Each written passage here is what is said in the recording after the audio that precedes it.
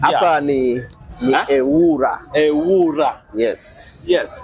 Sasa EWURA mnashughulika na nini hasa? EWURA tunashughulika na kudhibiti huduma zinazotolewa na watoa huduma wa huduma za nishati na maji. Okay. Kwa hiyo kwenye upande wa nishati tunadhibiti huduma zinazotolewa na watoa huduma ambao ni TANESCO kwenye upande wa umeme, lakini pia kwa vituo vya mafuta ambao wanatoa huduma za mafuta. Okay. Lakini pia kwenye upande wa gesi nishati na maji. Kwa hiyo pia kwenye upande wa maji tunadhibiti huduma zinazotolewa na mamlaka za maji hapa Tanzania. Mamlaka za maji. Ndio. Okay. Ndio. Kwa hiyo tuko hapa Nane Nane kuwaelezea wananchi huduma tunazozitoa. Sasa katika utoaji wa huduma hizo tunadhibiti ubora wa huduma, lakini pia vile vile bei zinazotolewa za huduma hizo. EWURA inahusika kutoa bei zinazodhibitiwa za huduma ambazo zinadhibitiwa na EWURA. Lakini pia vile vile tunashughulikia migogoro kati ya watoa huduma na walaji wa huduma zinazotolewa za nishati na maji kama ambavyo nimeelezea. Okay. Ndio. Kwa maana hiyo idara ya maji wanapopanga bei lazima washirikishe. Sio kutushirikisha tu, sisi ndio tunaidhinisha bei. Kwa hiyo wale mamlaka za maji wanapotaka kurekebisha bei lazima watume maombi EWURA. EWURA ina utaratibu mahususi kabisa wa kushughulikia swala hilo, ambapo inahusisha pia kuhusisha wadau wa hizo bei, watumiaji wa hizo huduma.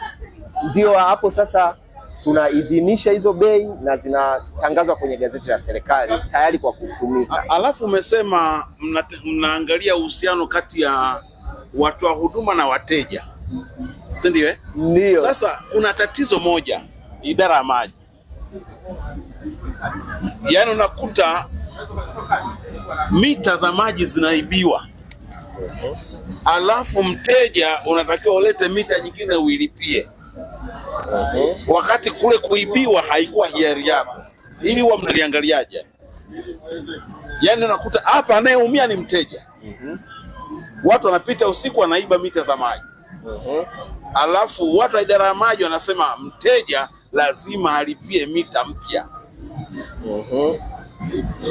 Sasa kwenye swala la mita za maji kunapokuwa kama nilivyosema, kunapokuwa kama limeleta mgogoro kati ya mtoa huduma ambaye ni mamlaka ya maji na wewe ambaye ni mteja, umeona swala lako hujatendewa haki na mamlaka za maji, ndio hapo tunapokuwa na huo mgogoro. EWURA sasa ndio kazi yetu kuja kushughulikia mgogoro. Kwa hiyo wale wote ambao wanaona hawajatendewa haki, kwa hiyo siwezi kuzungumzia kesi moja baada ya nyingine, lakini kama umeona hujatendewa haki na mamlaka ya maji, njoo EWURA, tuna utaratibu mahususi kabisa wa kushughulikia malalamiko hayo kati ya mteja na mtoa huduma ambaye ni mamlaka ya maji. Kwa hiyo ukija swala lako litaangaliwa kwa upana wake na haki itatendeka. Karibu sana EWURA. Nashukuru sana.